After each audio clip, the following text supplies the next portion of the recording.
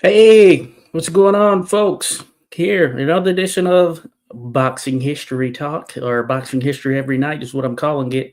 Here, appreciate you being here. All those that will be here live, those that will be listening on the replay, because I'd imagine there will be a mix of some of all of that. But we're here to talk boxing history on a Monday night. Couldn't be any better, you know what I'm saying? Because there's never a shortage of the need to discuss what's going on in the world of boxing. First and foremost, shout out to my man Dan, already in the mix here. Says, good evening, Josh. Good evening to you there as well, Dan. Good evening for sure. Appreciate you being here as always. Shout out to all the others that will come. Says Dominick McCaffrey. Yes, indeed. Indeed. Another Pittsburgh fighter. Yes, that is the case right there. Another Pittsburgh fighter in the mix there. So Dominick McCaffrey, aka Dominick McCaffrey, a Pittsburgh fighter, as noted there, Pittsburgh, Pennsylvania. And I've said this once, and I know what I will continue to say it. If you just look at it just across the board, as it pertains to the United States of America, probably the top state for producing the top level fighters in history that we can recollect on. You got to give Pennsylvania the nod because you have Pittsburgh and you have Philadelphia, of course. We all know the notion of a Philly fighter, a Philadelphia fighter. That all lends its hand, essentially. So that definitely has to be in the mix from an overall standpoint.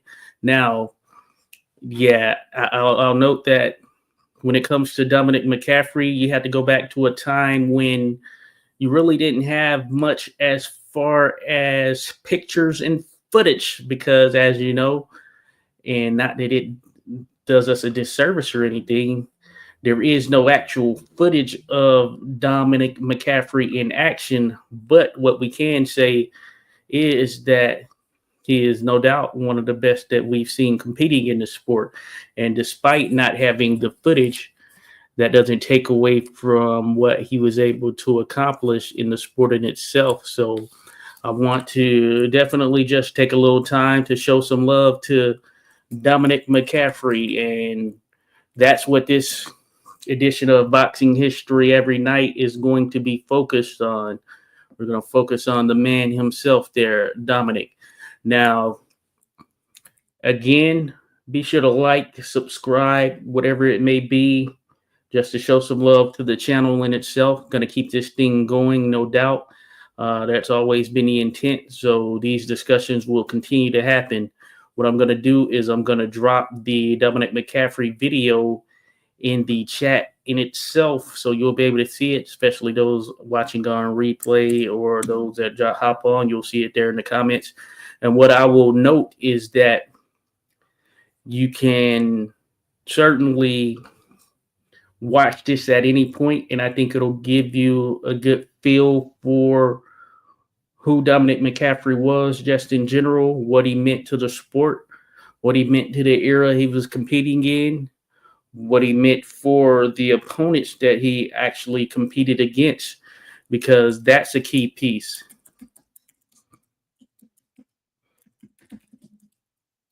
So I'm posting that now. And I appreciate everyone who will check it out. Hey, it's all love. Right? We're here to show some love to one of these greats who has blessed us with their presence in the past. And that is one Dominick McCaffrey. So salute there to you, Dan, as mentioned. And, you know, we'll jump into it. So we'll just wait, see as people jump in. But we're going to talk about Dominick McCaffrey. So I want to bring up just the depiction of who he is, the fighter himself right here.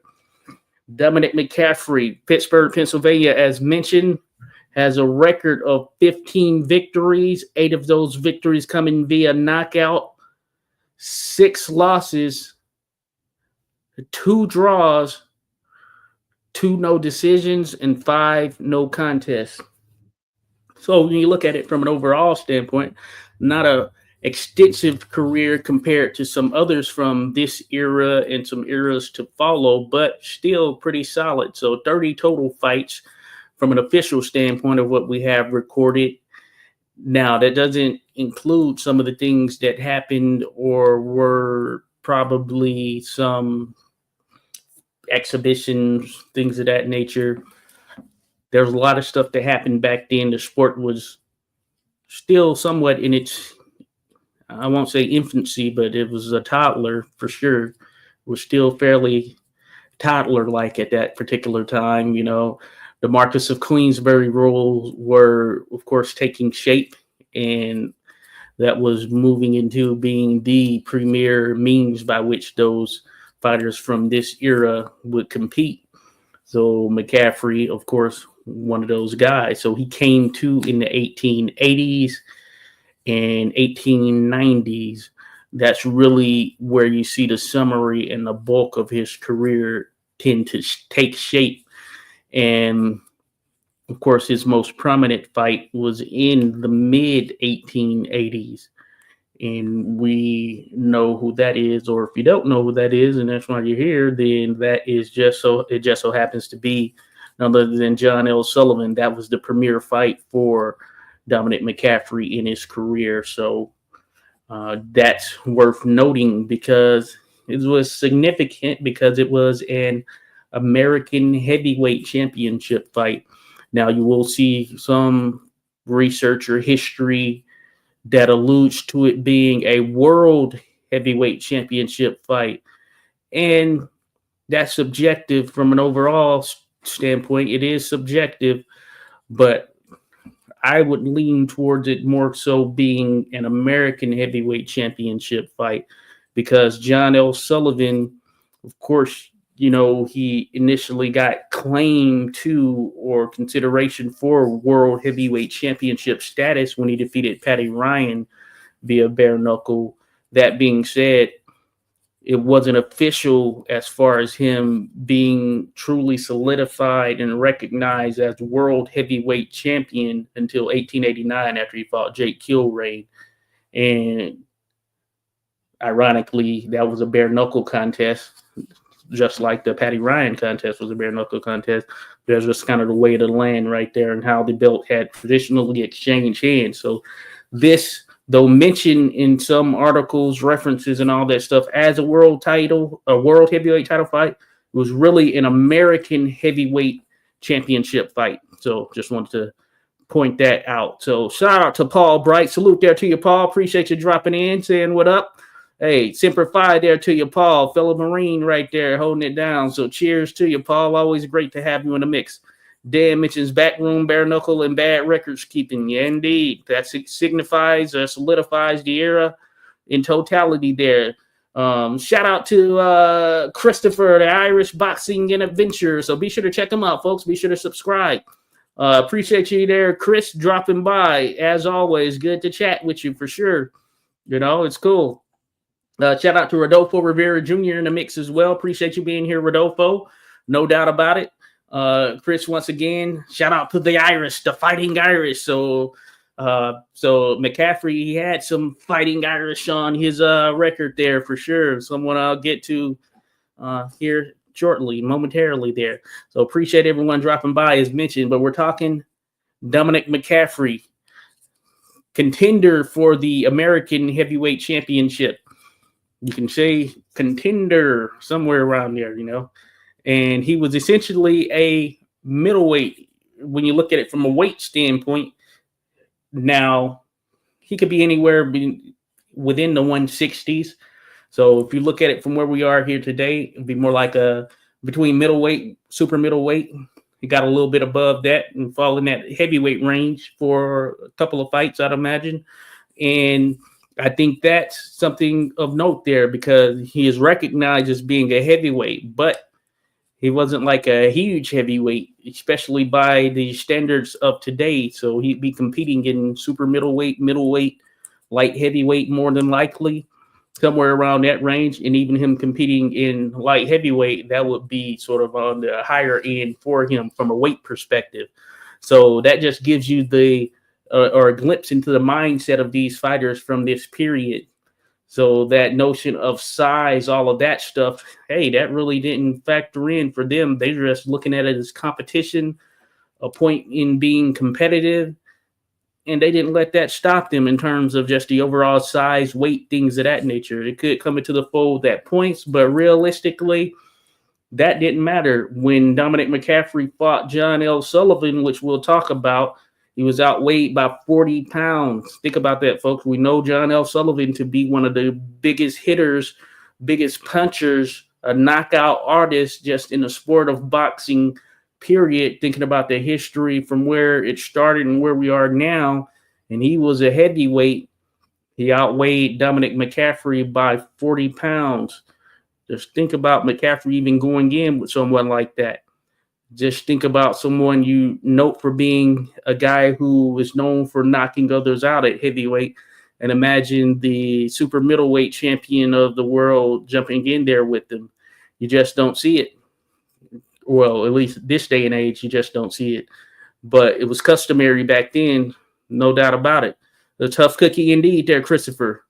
A tough cookie indeed. Shout out to Sir Lucifer Vampiro. Always great dialoguing and chatting with you there as well, Sir Lucifer.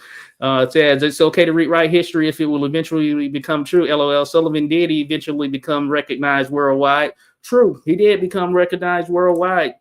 That is true. 1889 is when that recognition came. Now, I will say that there were those recognizing him as being the world heavyweight champion prior to that.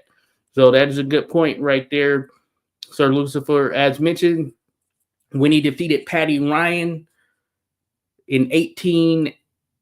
I think it was 1882, 81 or 82. I think it was 1882, though. I could be off. But when he defeated Patty Ryan, there were those who recognized him as world heavyweight champion at that particular time.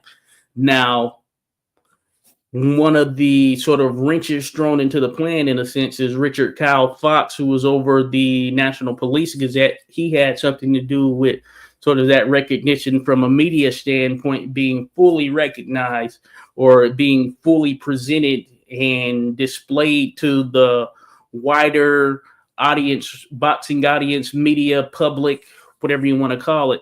So he did have some role in that. But there were those who recognized him as world heavyweight champion at that particular point. And you'll see articles and things of that nature, as mentioned, that tie to that. What we tend to generally tie to Sullivan as being the point in which he became world heavyweight champion, though, is, as mentioned, 1889, the Jake Hill contest. I can't remember the exact date, but it happened in 1889. But to that point, Benny did recognize him as world heavyweight champion, no doubt about it. Paul Bright says guys are smaller back then. Indeed, there, Paul. And they didn't. They didn't dare to back down regardless of that size. Christopher mentioned same with Carpentier. Oh, yes. Not a huge guy right there, but he wasn't afraid to step in there with some heavyweight skilled guy. He had some rough and tumble moments. The Orchid Man, former world light heavyweight champion right there. And he blessed us with some pretty good fights. And we have him on film. Of course, his most famous fight being his contest against Jack Dempsey. And we just so happen to have that on film. And when you watch that contest, it's amazing just to see the amount of people that were there in a stadium that was essentially constructed for that fight alone. That was the first ever $1 million gate. I have a video on the channel that specifically goes into that contest with Carpentier. It more so focuses on Jack Dempsey, but Carpentier is tied to it for sure. I'll see if I can put that one in here and show you exactly kind of, or so you can take the time to watch it if you haven't. If you haven't seen that, I think it'll be good for you to check it out. But this fight broke so many barriers in terms of on the financial side, that is.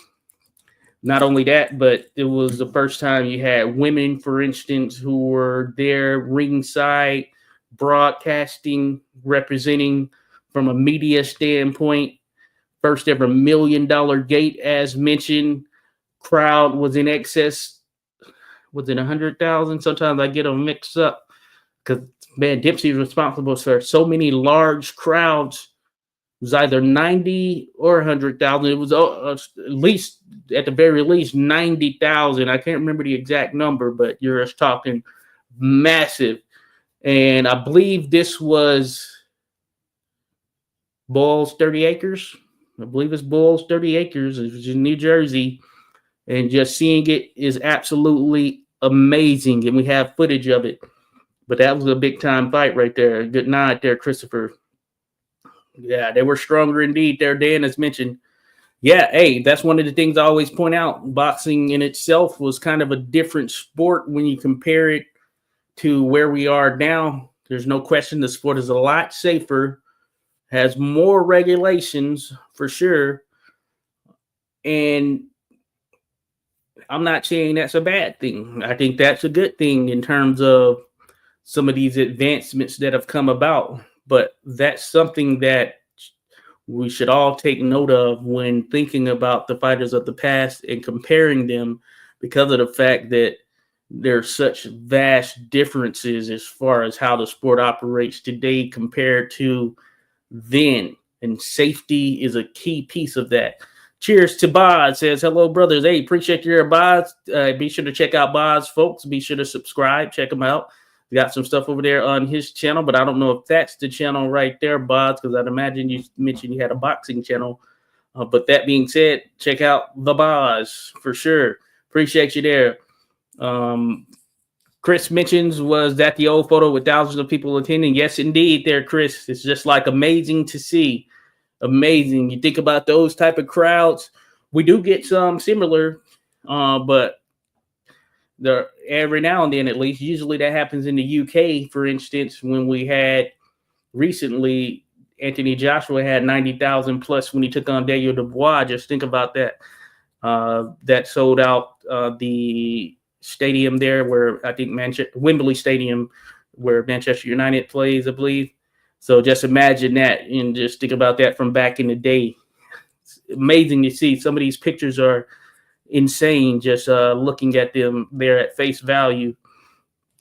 If I was asked, are we still on Sullivan? We're talking about Dominick McCaffrey, folks. For those just joining, we're actually talking about Dominick McCaffrey out of Pittsburgh, Pennsylvania. Just so happens to be someone who faced John L. Sullivan for the American, or some would say world heavyweight title in 1885. So we're talking Dominick.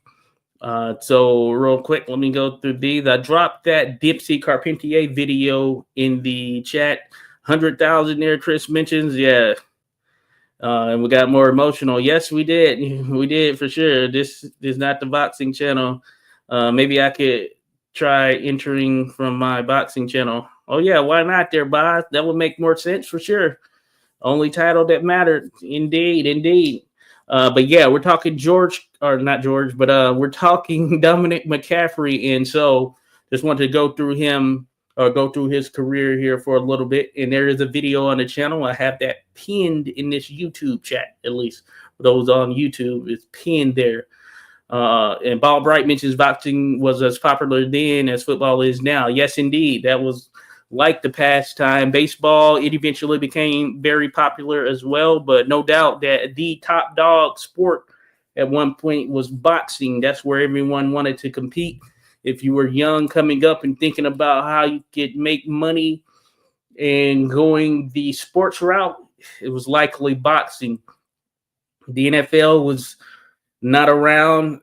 And when we're talking this time of McCaffrey, yeah, boxing, it was the thing right there. You had other sports out there, horse racing, stuff like that. But some of the other major sports that we saw, either one around or very much in their infancy. Baseball was around in some capacity. It wasn't the MLB, if I'm not mistaken, at that particular time. But boxing was where it was at. And we went on to see how some of these guys could sell in magnificent fashion when they ultimately went on to do great numbers in the sport, as we're talking about with Dempsey Carpentier, for instance. But Dominick McCaffrey out of Pittsburgh. Now, in researching, going through the video in itself, I wasn't able to find a ton about his early history, though he was tied to the city of Pittsburgh. Penn Street, if I'm not mistaken, is what it is, a street that he was tied to that I guess is a popular street in Pittsburgh, or at least was at one point. His father owned a grocer or a market, some kind of little grocery store market type spot, and that was a part of his early life. And you'll see in the video in itself that his first fight was with Charles McCoy, who was someone from the neighborhood there that he was very much familiar with, along with his brother.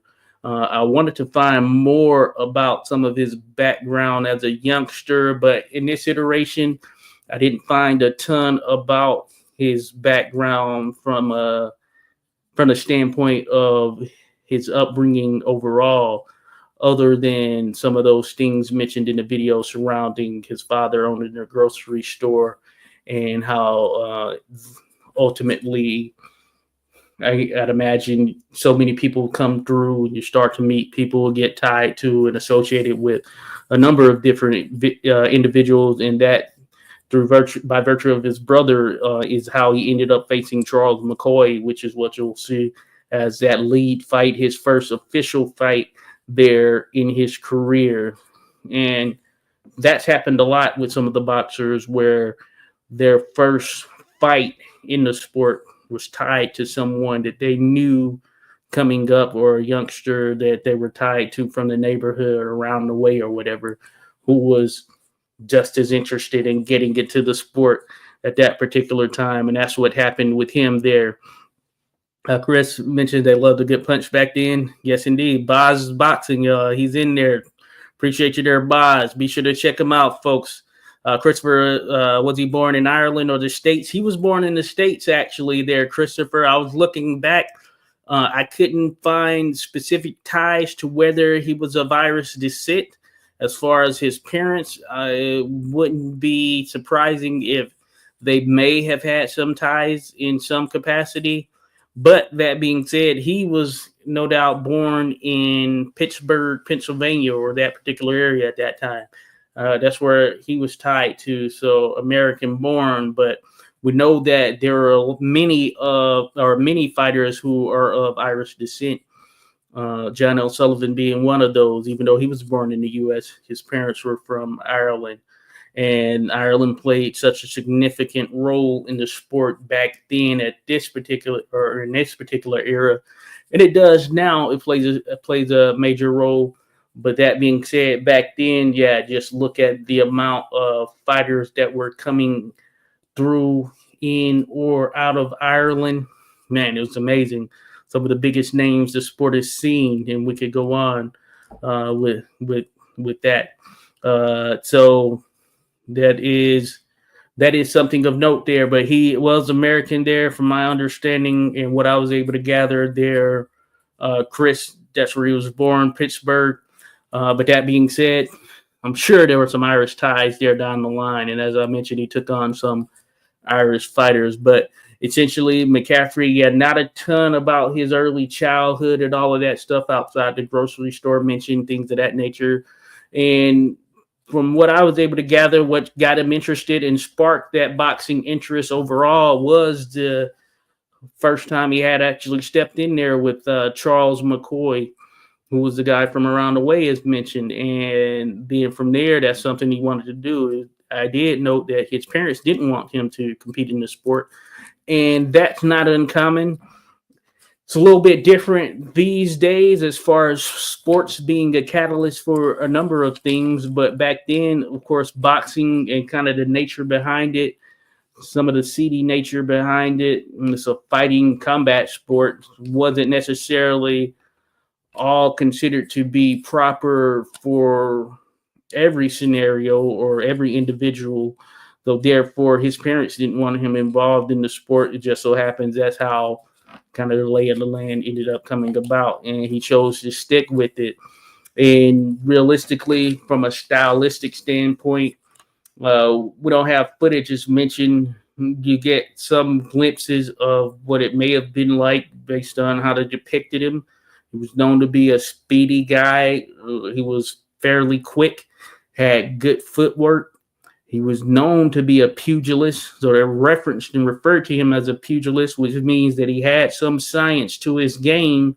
And they said he had somewhat of a punch as well, especially relative to his size. So those are probably some traits that best sum him up. And if you just think about that, you can kind of make comparisons or think about individuals you may know who are in or around that sort of middleweight, super middleweight to light heavyweight type limit that we've seen over the years.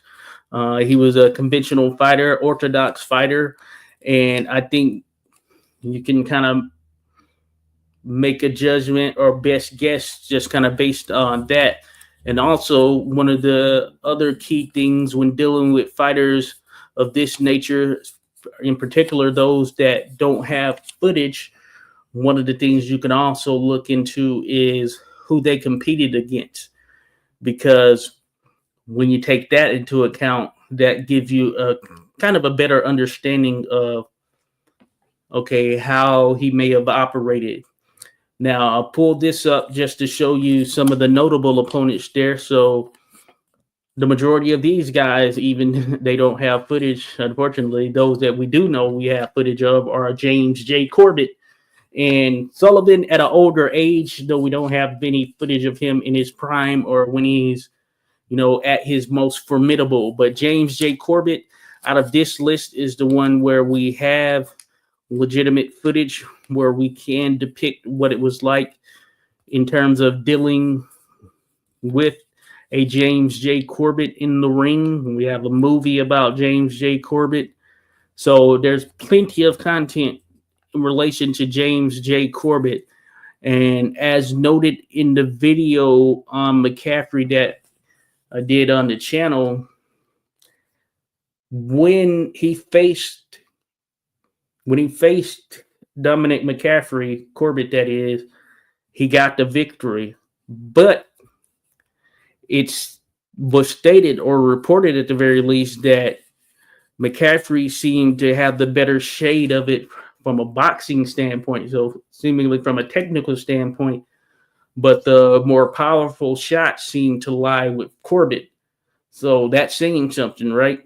When you think about what we know as Corbett, one of the technical boxers of the sport right there. So if you think about McCaffrey competing with James J. Corbett, and even in a losing effort, there being reports saying that he seemed to be the better boxer of the two. And when you think about the technical aspect, the sweet science of it, I mean, that speaks volumes right there, because there are many out there who feel that Corbett, in its sense, was the godfather of technical boxing, the sweet science as we know it. But he definitely was one of those guys. So that's what he was known for sure. So definitely worth mentioning. Christopher mentions maybe his father was born in Ireland. Probably, hey, that could have been. Boz mentioned never heard of him before. Yeah, he's one of those guys that certainly hope to get more mention. Hope the video helps provide and shed more light. Christopher mentions Kid McCoy. Yeah, different McCoy. Not that Kid McCoy, the one I think that you're thinking of. So it just so happens to be another Charles McCoy, but it's not Charles Kid McCoy, the one who was the former middleweight champion of the world right there. Different Kid McCoy right there, but that would be a hell of a name to have on the resume. So this is a different McCoy. That Kid McCoy was not from Pittsburgh. I forget where he was from. I haven't done an actual video on him, but I have some videos with him mentioned. In particular, the Tommy Ryan video on the channel gets into Kid McCoy a little bit, but it's not that McCoy. Even though you see some of these boxing names, things of that nature, recycled, and some common names or whatever, saw probably more McCoys back then, more commonly, and I'd imagine there are those out there today, but certainly McCoy, that's a name you've kind of just seen over the years. Bods mentions, I wonder how many boxers use the alias Irish. Hey, that's a good one. Or moniker. That's a good one. So shout out to Murder. Hey, what's going on, Murder? It says, congratulations to you. So proud of you. Keep this going. I love boxing. Awesome. Oh, thank you. Appreciate it. Hey, hey, that's great to hear right there. Appreciate you there, Murder. Remember, we used to go over to your place and watch some of the boxing pay-per-views. We saw Mayweather versus Mosley there. We saw Roy Jones versus Bernard Hopkins. Man, talk about some good times there. We'll have to connect again at some point. It was great. And certainly you all were missed. So you are appreciated there. Proud of you as well of what you're doing, what you got going on. So appreciate it. It's great to hear. Jerry Corey, Gary Cooney, Mickey Ward. Oh, yeah, these are some Irish fighters. Or when up and coming Irish fighters in America, they tend to use the nickname Irish for a bit of attention. Yes, indeed, there, Chris. I'd imagine that happens. But certainly, so as mentioned, gentleman Jim Corbett, indeed, tall, lean, slick. Yes, indeed. Boz mentioned, yeah, don't know about Cardiff. So, oh yeah, that's back to the list that I showed. Let me pull that up real quick just to provide a little bit more.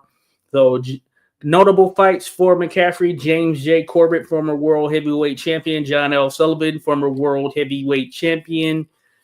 That's both Marcus of Queensberry, bare knuckle. Charlie Mitchell, he competed for the world heavyweight championship. And common opponents, of course, include Corbett and John L. Sullivan. Corbett, he fought for the world heavyweight championship. He fought John L. Sullivan multiple times as well. You got Harry Gilmore, true pioneer of the sport right there, and a noted trainer as well as manager in the sport. I mentioned in the video he was the manager of Packy McFarland. So there's a video on the channel for Packy McFarland. It's like one of the main videos. So be sure to check it out.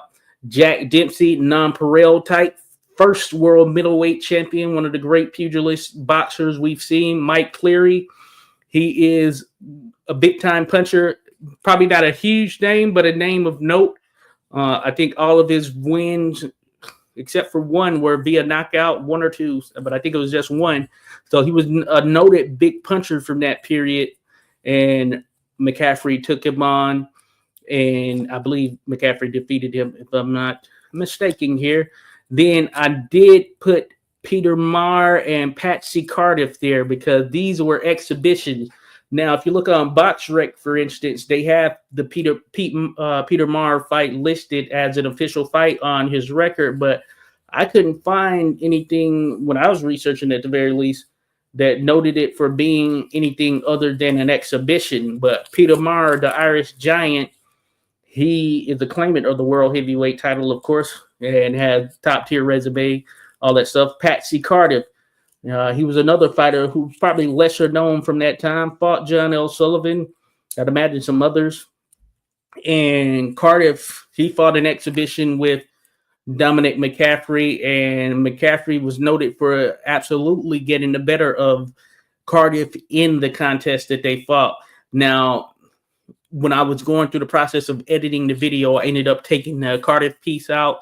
I was going to have that in there where I mentioned the exhibition with Cardiff, but I ended up taking it out when I went through the editing process. But certainly worth noting right there because that's something that helped to generate a good deal of buzz for Dominick McCaffrey. The fact that he was able to pretty much outwit Patsy Cardiff in their exhibition.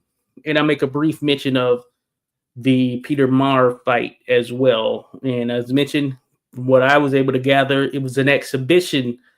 And that's, you see a number of different things when you're going through that research process. And that doesn't necessarily mean that everything is 100% the gospel as I put it. This is what I was able to gather in my research. And hey, new stuff is revealed all of the time. So you just never know. But I can give it to you how I was able to research it. And that's why, as mentioned, and Dan mentioned there, Boz, exactly, Jim Corbett, great fighter, very underrated indeed. So just think about that. McCoy lost to Corbett, as mentioned, and he was noted for having to got the better shape from a boxing standpoint in that contest. So That's Heavy Notch right there. The real McCoy from the Midwest, but a kid ran off to New York. Okay, cool. Gotcha. Bob mentions Eddie McGordy. Eddie McGordy was a very good fighter. Fought Les Darcy, as a matter of fact. They weren't called the Fighting Irish for nothing. Indeed, there, Paul. They were not called that for nothing. Al McCoy, yes, that is indeed there. Dan says great middleweight champion. Al McCoy was Jewish. Awesome. Yeah, I've seen Al McCoy's name pop up on a number of occasions. And yeah, indeed, he seemed to be the real deal. There's so many great fighters that don't often get mentioned this day and age who played a pretty prominent role during their eras in the sport. And certainly worth mentioning. I remember in that movie Fat City, the trainer had his fighter be called Irish, even though he wasn't. Okay, Bob. Yeah, you saw situations like that where it would where some would just look at it from a namesake standpoint, and naming from a conventional standpoint is why you saw a number of James J's when you think about it from the sport. So even if you just look on BoxRec, imagine if you just put in James J, you'll see a number of them pop up. James J this, James J that. Of course, prominent ones, James J. Corbett, James J. Jeffries, James J. Braddock. So there are a number of them. Gene Tunney, as a matter of fact, was going to be James J. Tunney, but ended up being Gene. There was a reason behind such, but James J. played a role right there. When you seen things like Young, of course, Kid, they were significant.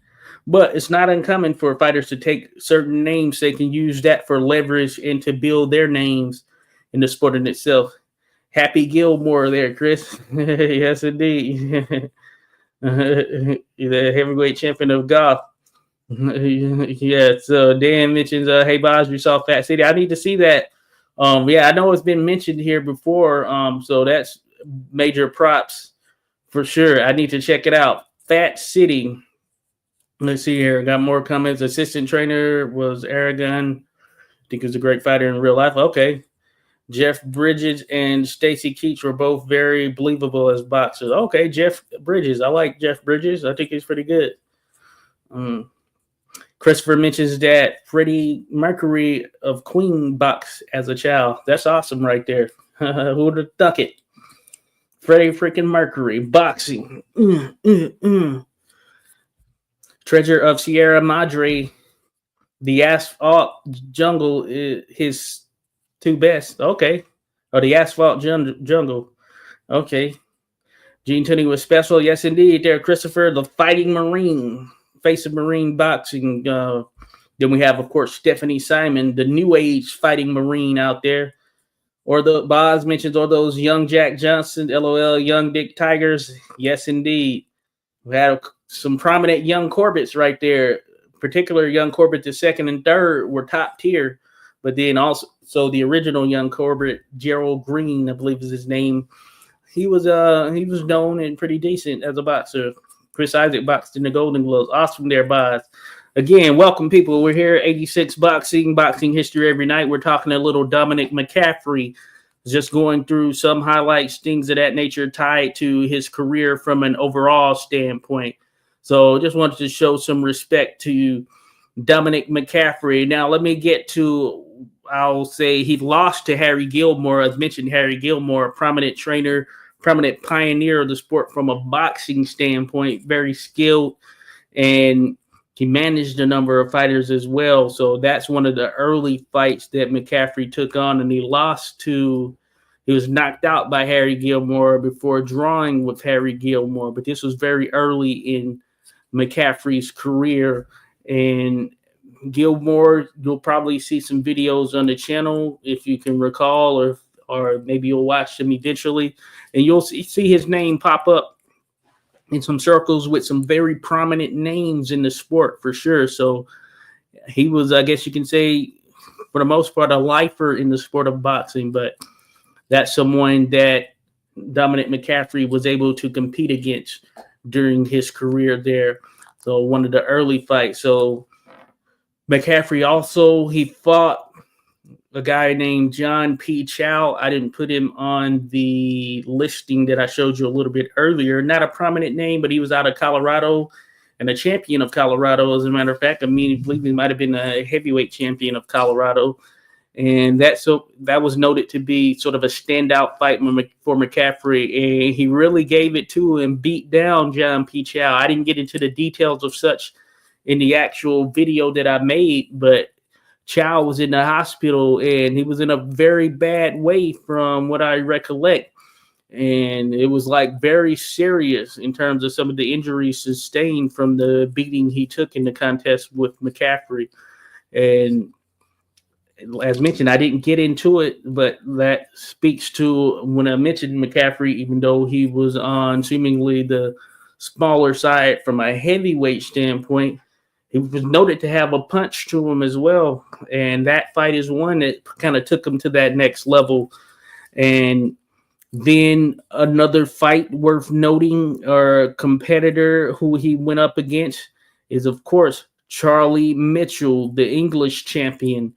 Charlie Mitchell, there's a video on the channel. It's one of the videos from early on where I dive into the career of Charlie Mitchell. It's not very long, and it's an AI generated voice. So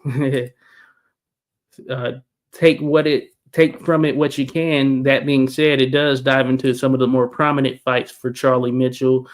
But that being said, Charlie Mitchell and Dominick McCaffrey fought a 4-round contest, with McCaffrey getting the better of Charlie Mitchell, outboxing him. And that went a long way into generating a lot of interest for Dominick McCaffrey, especially when it pertained to him eventually facing John L. Sullivan, because Charlie Mitchell was, of course, a multi-time Sullivan opponent. This was in both the world of bare knuckle as well as under Marquess of Queensberry rules. Mitchell was knocked out by Sullivan under Marquess of Queensberry rules. Now, they fought in the world of bare knuckle in France in 1883, and it was a contest. The ground, basically bare dirt, was made for the ring mat, or there was basically on the ground, and I think they had some ropes up for the perimeter, essentially, is how it was. And it ended up being a contest that was long and drawn out.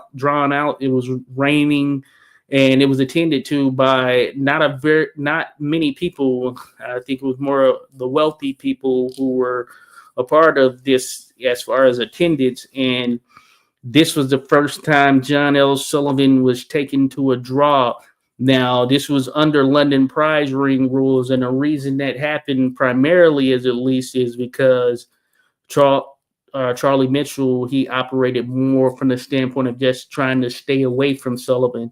And if you didn't know, of course, in the bare knuckle, or at least London prize ring rule set world, once you went down, that was considered to be the end of the round. So there were points in which Charlie Mitchell intentionally went down just to avoid John L. Sullivan, and what was ultimately going to transpire if he got into a legitimate exchange with them. Now, that being said, Mitchell did a great job of avoiding Sullivan, and to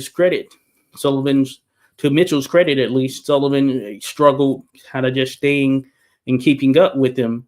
Now, I believe Sullivan may have broken his arm in this contest as well, or there was some type of injury that came about. And this was a long, drawn-out fight, as mentioned, and ultimately there was an agreement made by both sides, both parties, so not just them, but the people involved, that, hey, we're going to call this thing a draw. That's what it's going to go down officially. So you didn't really get a winner, and it was raining, muddy at this particular point in time, so this was more so just done in order to get this thing over and done with, for essentially. So it was certainly something of note, and that was the first time there was any quote-unquote blemish on Sullivan's record right there. But as mentioned, when you're looking into the particulars of it, it was more so just the stipulations in itself. So as mentioned, Mitchell was knocked out by John L. Sullivan. I think they fought in New York, and he was knocked out by Sullivan, but they had other contests as well. And Sullivan, one of the things is he had a number of exhibitions, but they were really legitimate fights, kind of just described or disguised as exhibitions. So when you think about when there's mention of Sullivan having fought and knocked out 400 to 500 different people, then there's some truth to that. And a lot of that was through this traveling show, road show, or whatever, exhibitions, things of that nature that he was putting on. Because boxing, or at least without the Marcus of Queensberry rules in that exhibition banner, it was largely illegal in most places. And that's where that came about. Boxing buys mentioned Young Corbett. So, yeah, there are three of them for sure that were prominent, at least from a namesake perspective. Shout out to Bruce Gass, Boxing, Jazz, and more. Be sure to check out Bruce. I think Bruce is doing a trivia tonight on some middleweights and welterweights. Going to try to check that out there, Bruce. Believe probably 9 p.m., something of that nature. I'm definitely going to try to check that out there with you, Bruce. But good to have you in here. We're talking Dominick McCaffrey, one of the greats of the past there, with a name that probably doesn't get mentioned much, but if you look on the resume of John L. Sullivan, you'll see Dominick McCaffrey's name listed there. Now, I was talking Charlie Mitchell, as mentioned, McCaffrey was able to win a 4-round decision over Charlie Mitchell, and that in part kind of led to him getting that contest with John L. Sullivan, and that is no question the most prominent fight on his resume right there. John L. Sullivan. And I mentioned it before, but John L. Sullivan was about 40 pounds heavier than McCaffrey when they actually fought. And Sullivan was 203. So you do the math there, subtract 40 from that. And that's what McCaffrey made or weighed when they went into that contest. So this was a fight where Dominick McCaffrey. So there's a lot of, I guess you could say, controversy surrounding it just in general, this contest, just from an overall standpoint, because of the fact that Dominick McCaffrey and Sullivan seemingly had some form of an agreement before the contest where it was going to be a fight that if it weren't finished by the end of the actual 6 rounds that it was slated for, then they were willing to fight to the finish, something of that nature, or at least that's what was thrown out there. But ultimately, there was also the notion that this wasn't the case. The referee said this wasn't the case. So there's a lot of controversy surrounding it. And even when you look on things like BoxRec, for instance, there is mention of this contest having an extra round, and that even comes up later in history in terms of when their careers were done, things of that nature. And at the end of the video, that's a little tidbit I kind of touch on. I don't really get into that extra round in the video in itself because it wasn't something that seemingly happened from an actuality or in actuality. It seemed to be just a lot of confusion just surrounding how the fight in itself ended, with a lot of commotion, things of that nature that were tied to it. Bob mentions Tommy Loughran. That's a great fighter right there. Yeah, scientist of the sport. Born in Ireland. Okay, Tommy. The Philly Phantom right there. Yeah, Philadelphia. Sailor Jack Sharkey or Tom Sharkey. Yeah. Shout out to Bruce Gass for the super chat. Hey, appreciate you there, Bruce. Thanks for showing some love there, Bruce. As always, man, it's great. Great to have you show some love like that. Hey, I'm just trying to learn there. Says for your great knowledge. Hey, I'm in that learning process right there, Bruce. Hey, you know a great deal of stuff right there. A ton of stuff that I don't even know there, Bruce. But man, you are appreciated. Just know that for sure. So Bruce Gass, Boxing, Jazz, and more there, folks. But as I was mentioning there was controversy in that contest with John L. Sullivan, but what we get officially is 6 rounds, the two competing for 6 rounds. And it was a situation where the more clever, scientific boxer of the bunch was Dominick McCaffrey. And that's what was noted in the aftermath of the contest as well. But Sullivan, of course, and with that 40-pound weight advantage, was the stronger fighter. He was the more dominating fighter from a physical standpoint, and that played a role in the 6 rounds that they were going at it. Now, he used his size and strength to get McCaffrey to the ground a couple of times. Now, these weren't called knockdowns from an official standpoint, but it just shows that the strength played a role in the contest with McCaffrey. And ultimately, Sullivan started to gash there at the end of the contest, and that's what allowed for McCaffrey to get some form of an edge from a viewing perspective, as far as those who felt that he did enough to really stand up to John L. Sullivan and avoid the best of what Sullivan had to offer. Because if you look at it, or if you read sort of the play-by-play and how it went, he was able to duck and dodge a lot of what Sullivan had to offer there in terms of some of the bigger shots, in Sullivan being able to outmuscle and maneuver him for the entirety of the contest. McCaffrey chose to box a good deal, and that, I think, played a significant role in the actual fight.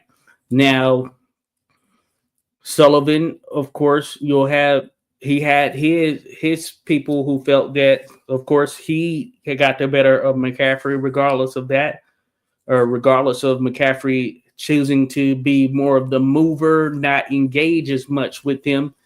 And that's sort of like what we see here today. Someone coming forward, someone working off the back foot, things of that nature. And it's subjective. Of course, it is very much subjective, but big picture at the end of the contest, it turns out from research, it seems that the referee awarded to the fight to John L. Sullivan, saying that he was awarded more points in the contest, or had scored more points, but it wasn't fully heard by all there in attendance. So there were many people, probably the majority, who left that contest feeling that Dominick McCaffrey had gotten the better of John L. Sullivan and essentially had stood up to John L. Sullivan. Sullivan, the bigger fighter, bigger puncher, wasn't able to take out this smaller guy who wasn't as strong, and that in itself was considered a win. So there were those that considered it a draw as well. And as I was mentioning, some sort of clouded judgment as it relates to the stipulations, because there was mention also that if it were a draw, then in a sense, then that was considered to be a win for McCaffrey, for the fact that Sullivan wasn't able to take him out within 6 rounds. And that's not uncommon, as far as when you look at some of the things that took place in boxing during that period. As a matter of fact, when you think about no decisions as a whole, oftentimes the reason that a decision wasn't rendered is because there was some type of stipulation where if you didn't knock an opponent out, then it was considered a draw, or no decision would be rendered at that particular point. And in most cases, just no decision, period. So you see a lot of that on records, things of that nature. But in this case, it was just a multitude of different things. But where I left it, as mentioned, and you'll see this in the video, it ended up being a situation where officially it seems that John L. Sullivan was awarded the victory, but McCaffrey, certainly from his people and probably the majority, even some of the pundits at ringside, reporters, etc., felt that he may have gotten the better of John L. Sullivan. And one thing that I mentioned in the video, though I didn't post actual depictions of the articles, but in researching Dominick McCaffrey, when you look at some of the stuff from like the 1900s, the late 1800s through the 1900s, early 1900s, there was always mention of that fight with Sullivan and how the majority of them felt that he actually got the better of John L. Sullivan. So that's pretty prominent right there. And I think that is something worth noting right there. There were often mentions of him getting the better of John L. Sullivan later there in life. Cheers there to Marzaic. Appreciate you dropping there. Marzek, shout out to Just Frank dropped in as well. Good stuff right there. Bob mentioned BoxRec no longer denotes WBA. Yeah, I saw something. Apparently, there was some kind of WBA had some kind of deal or something with another competitor site to BoxRec, so they removed all of their stuff. Which, hey, some might say petty, but hey, I guess people are. Hey, some companies are like that. They want to be number one. Everyone wants to be numero uno, but can we all get along? But hey, appreciate you all who are dropped in. So yeah, we're talking a little bit of Dominick McCaffrey. Just Frank mentioned 86. You gonna give us details on the controversy? Just curious. Political. Oh yeah. So I was kind of getting into that. Just getting into that a little bit there. Just Frank breaking it down. It was really controversy. The controversy, I guess you could say, big picture, it lies in there were those that felt that Dominick McCaffrey got the better of John L. Sullivan. And John L. Sullivan was at this time the American heavyweight champion. And for some, he was considered to be the world heavyweight champion.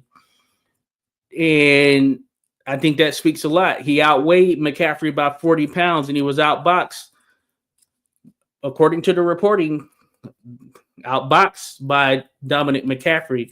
Now, when you look at the record books from an official standpoint, you'll see that it was John L. Sullivan who got the victory.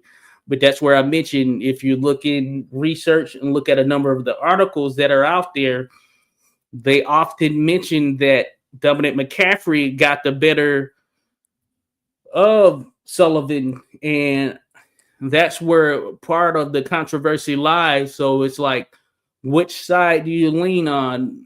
And as mentioned, the referee said there was no agreement that it would be anything other than a 6-round world championship fight, and that's where I was breaking down earlier. Some considered it to be a world heavyweight championship fight, and then others considered it an American heavyweight championship fight. I recognize it as an American heavyweight championship fight, as mentioned, but that doesn't mean that, hey, it's 100% the gospel, because you can see it as a world heavyweight championship fight. And at the end of the day, it's a victory on Sullivan's resume, but not without some controversy, or I guess you can say an asterisk in some sense, because as noted, there were those that felt that he got the better of him. As Chris mentioned, John L. was a giant back then, no doubt about it. Christopher said, you ever seen Sullivan when he was younger? Yes, indeed. There are some pictures out there of Sullivan when he was younger, or at least prior to that. And in 1885, he would have been in his 20s at that particular time, late 20s, I believe, somewhere around his late 20s. I think he was born in 1852. So whatever the math is surrounding that, but he would have still been in relatively what would be considered his prime. But Sullivan was a heavy drinker, as we knew, and outside of the ring, yeah, he was involved with so much stuff, and he didn't necessarily train to the best that he could, even, I guess, at that particular stage, because there's some that would argue even in 1885, Sullivan was on that trajectory or moving towards the downslide of his career right there. So that's pretty interesting and something to think about. Bob mentioned, I hope you do Jim Mace soon. Oh, Jim Mace, yeah, great fighter. I mentioned him in that video because Harry Gilmore, I have a quote in there from Harry Gilmore where he notes that Jim Mace was considered to be the greatest fighter of all time by his peers, essentially. And I think that's pretty prominent. I just wanted to mention that, because Mace, he's a name that doesn't get mentioned much. You know, I would do a video on Mace. I don't know a ton. I know some stuff about him and some of the people that he fought there. Now, the thing about Mace is the majority of his work was in the world of bare knuckle, and he had a decent amount of boxing contests, a lot of them against the same couple of individuals. We had some stuff with like Herbert Slade that he had competed with. And I know we fought at an older age against Professor Mike Donovan. But the reason I haven't done anything on Mace really is because the majority of his stuff really is bare knuckle there by just thinking about it from that standpoint, and therefore be diving more into the sort of bare knuckle world for some of his more prominent um, competitions, because a lot of them happened without gloves. You know what I'm saying?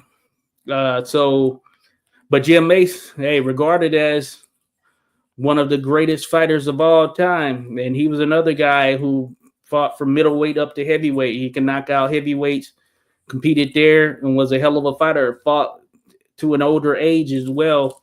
But maybe at some point there, Boz, maybe at some point I do something on GM Mace.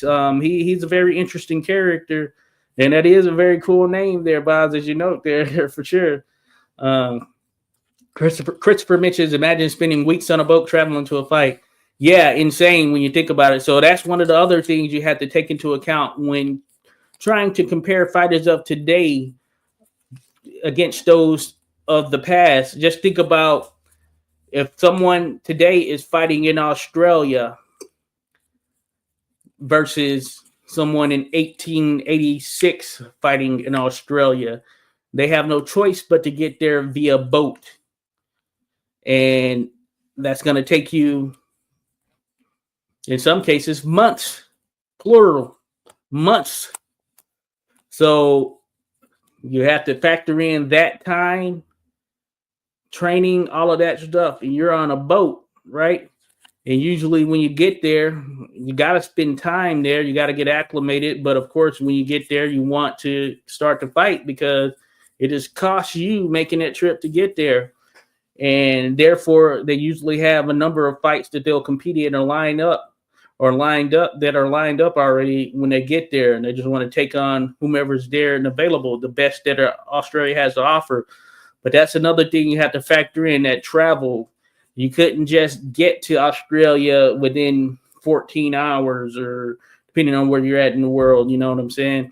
Or let's just say on the long end, 24 hours.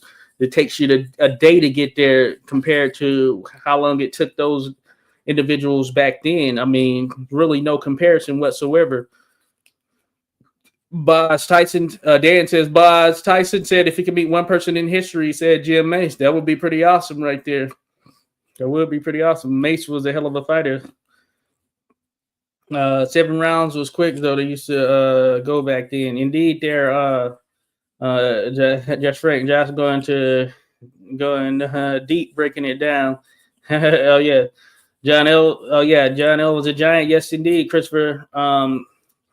He lived like a queen, looked like one. Yes, indeed, he was. It is pretty crazy. John L. He was larger than life at that particular period.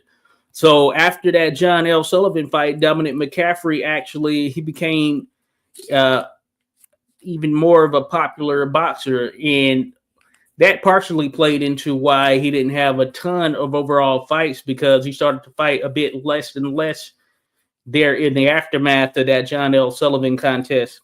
And I think the reasoning behind that is that he got so much fame after that fight, even in a losing effort, that many felt he won.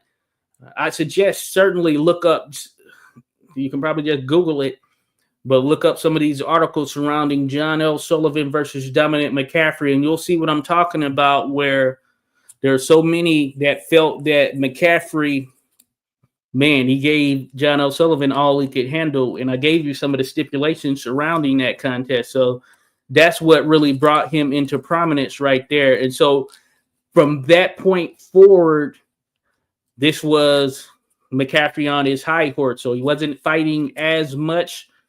He bought a saloon at one point, but what boxer, especially during that period, didn't buy a saloon? He only had it for a few months, if that, before he sold it. So that just goes to show you the kind of thinking, sometimes a little bit erratic right there. But he did buy a saloon in New York off of freaking a prominent street in New York, as a matter of fact, Main Street in New York, or some street in New York. But just think about that. So that was probably a pretty penny right there. And I don't know if he actually made any money off of it, considering he only sold it, or he sold it a mere months afterwards. So he was saying in the media that he did that the money he was making from it was top tier or whatnot, or it was better than what he was getting in boxing. But who knows right there, because he did see some sort of downsides or some struggle points there in the tail end of his career and life. But after that Sullivan fight, which I say is the peak, then the two that came after that that were the most prominent fights for him were Nonpareil Jack Dempsey in a contest where Dempsey clearly defeated him. If you know, Nonpareil Jack Dempsey, as mentioned, the first world middleweight champion and noticed to be one of the top tier boxers that the sport has seen. Now, if you were to have asked McCaffrey at that particular period, he said that Dempsey practically just ran from him. But that being said, Dempsey chose to operate and fight a more defensive contest, and he clearly got the better of Dominick McCaffrey. So that says something because, as mentioned, Dominick McCaffrey was noted for his skills. So you know that Nonpareil Jack Dempsey was a very skilled fighter as well. And he, like McCaffrey, was a guy, even though he operated that weight, wasn't a huge guy in terms of just overall weight. Even though he was noted for being a middleweight, he was oftentimes in his 150s.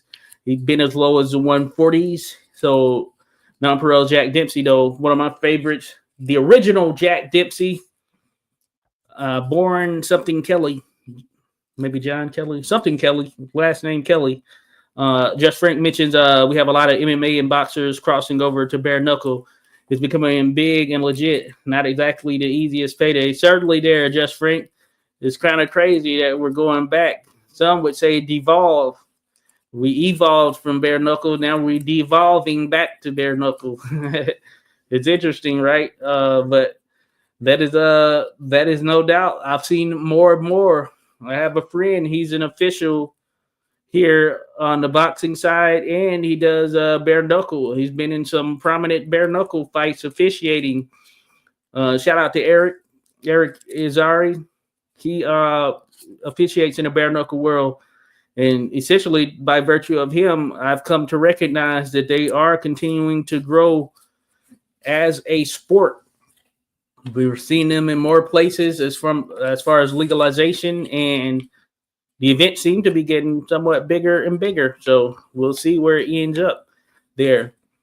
But again, thank you, folks. Dominick McCaffrey. And as mentioned, the last sort of big time prominent fight from an official standpoint for Dominick McCaffrey was James J. Corbett. And it was a contest in which McCaffrey did not come in the best of shape. And that was noted. And Sullivan or Corbett was a bit more stronger. Of course, Corbett came in fit and trim, and he was 100% ready to go. McCaffrey, though, this wasn't his best showing.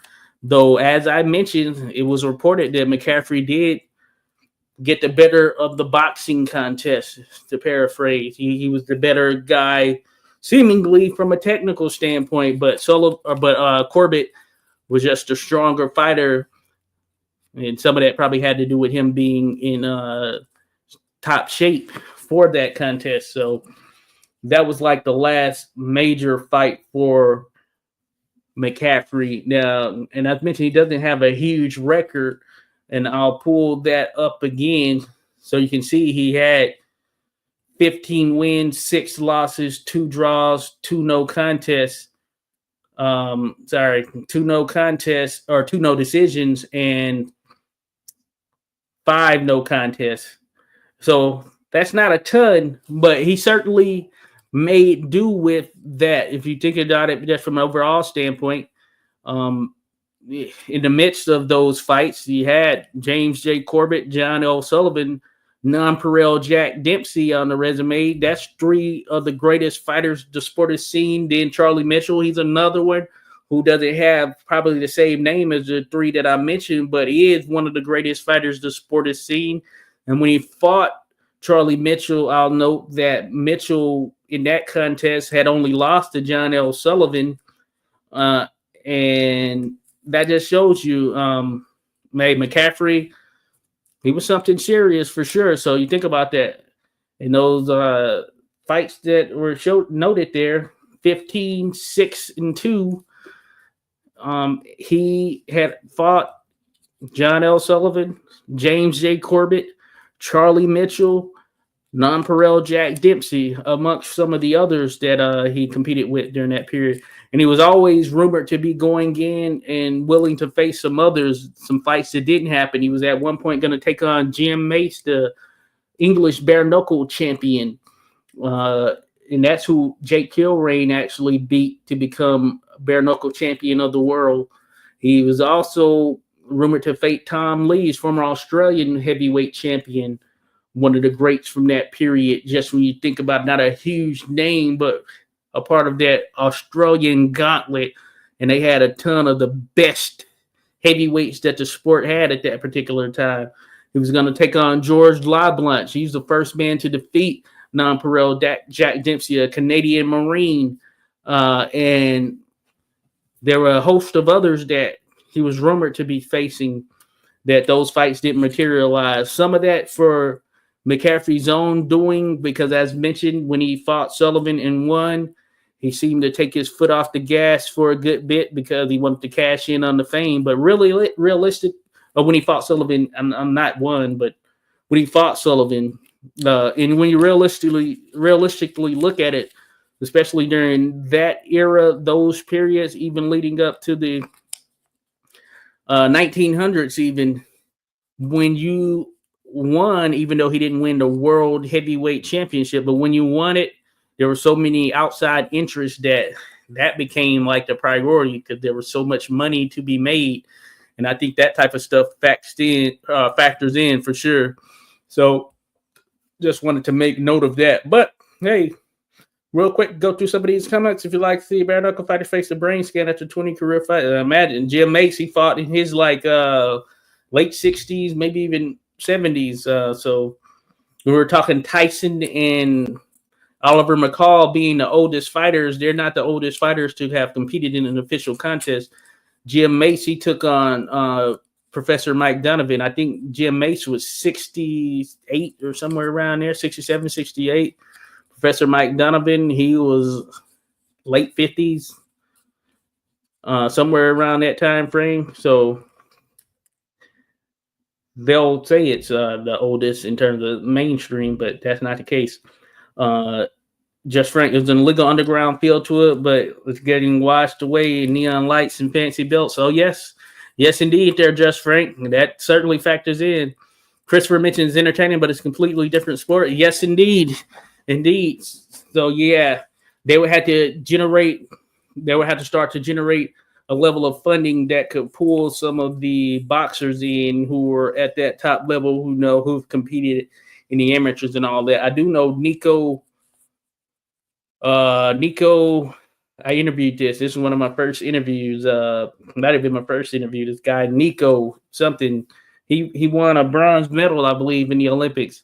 You might know what I'm talking about. Nico something, but he did a bare knuckle contest, but his career hasn't been as accelerated as expected since he competed in the Olympics. So that's worth noting. Attracts different type of people, kind of barbaric. Yep. Just Frank is brutal coming out of Eastern European for sure. Yeah, that is kind of how it is. Just Frank mentioned Sullivan was lucky he didn't have to fight my mom. Just saying. Yes, indeed, there, Just Frank. He's lucky for sure. He is definitely lucky. A little bit of a victory. He got you there. Dan mentions Jim Mace taught all those awesome Australian fighters. Hey, credit Jim Mace for the likes of Bob Fitzsimmons, for instance. We know who Bob Fitzsimmons is, right? Hey, have a good one there, Just Frank. Indeed, there. Indeed. We know Bob Fitzsimmons there. So that does say something for sure. But yeah, just overall standpoint, that kind of gives you just an overall look and feel for Dominick McCaffrey.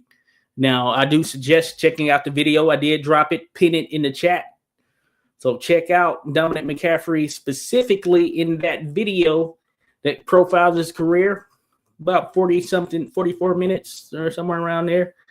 Not too bad, you know. It's one that hey, you can even break it up time wise, watch chunks of it essentially. But I think you'll get a better feel for Dominick McCaffrey and what he was able to do in the sport. Better appreciation, you know, which is always the case, getting an appreciation of some of these competitors from those periods that even though we don't have film of them, you can still piece together their stories and get an understanding of what they were able to do in the sport. So Dominick McCaffrey is one of those individuals. Pittsburgh, Pennsylvania, folks. And as I noted in the video up top, that's the same city where you have guys like Billy Conn, Harry Greb, Charlie Burley, who competed there as well. So that's certainly worth noting. But with that in mind, hey, it's about that time. So I appreciate everyone dropping in. Again, shout out to Bruce Gas for that super chat. But I appreciate everyone who's here in the mix and sharing their thoughts, dialogue, etc. Chris, all of that good stuff, because, hey, this has been great dialogue. Christopher mentions 86. I got a boxing book out of the primary school library as a kid. And it was a fat book. It taught me everything about the old fighters. I kept the book. It never went back. Awesome. Yeah, I have a few over here myself. Shout out to Mark Allen Baker. He writes some good books on some of these historic fighters. His latest being Johnny Kilbane, which I'm almost through. I need to find it. And shout out to Mark. Hey, he shouted me out in it. I appreciate you there, Mark. I haven't told him yet. I don't know if he knows it. I know that he did. So, but I appreciate Mark there. Man, great individual, human right there. But check out him. But I have this old book like that goes through the pictorial history of boxing as well. Pretty rare gems that you can find in there. So it is certainly great. But that's awesome right there, Chris. Hey, and maybe we'll have to do a show where we're talking just Irish boxing, because Christopher, Irish boxing and adventure. Hey, well, trust me, I know what the Irish world has meant to the sport of boxing. So we might have to do a video just that specifically. I haven't done that. One that focuses on that, talking about the Gardner brothers. As mentioned, we know about some of the other ones I mentioned there. Nonpareil Jack Dempsey, Irish boxer right there, born in Ireland. Tom Sharkey, born in Dundalk, Ireland, right there. The Fighting Sailor. Man, so many great Irish boxers. Too many to name, actually. And I have to even look up some others that are in the mix there. But Ireland, such a huge history in the sport of boxing. So I'm going to have to do a show on that, because we were talking about some of the Australians who, in the history that they've played, especially in this era where we're talking about now, because I love that era. But we'll definitely have to do something in that regard. It'll be good to have that discussion. So I look to set something up for sure here very soon. For sure. So I'm looking forward to it. Hey, Dan, I know you're down with the Joshua documentary you did recently on Dominic was out. Hey, appreciate it, Dan. Appreciate it, Dan. Hey, I appreciate you taking the time to check it out there, Dan. I'm going to continue to try and improve and just up the ante as best I can, for sure. When I was a kid, all the good boxing was in America there, Christopher. All right. But hey, hey, we had such an assortment of different cultures, different countries, communities that fed into boxing as we know it, man. So major shout out and kudos. But yeah, I look forward to more very in-depth information on McCaffrey. Josh did a very recent documentary. But yeah, thank you there, Dan. Great show. Peace out. Hey, peace out to you, Christopher and Dan. John L. Sullivan was born in Ireland. I got him being born in the Roxbury, Massachusetts area, but his parents were no doubt, they left. He was born in 1852, so he was over here though, but certainly of Irish descent there, Dan. Certainly of Irish descent. But we'll definitely dive into Irish boxing. But with that, thank you, everyone. Hey, football is going to come on for those that love football, the American football that is. Be sure to check it out. But in the meantime, check out that Dominick McCaffrey video, and hey, we'll be back in the mix. We'll be back in the mix there, Johnny, an old timer. Yes, indeed, there, Christopher. But thank you all and have a good night. Enjoy the rest of your night, and we'll talk again.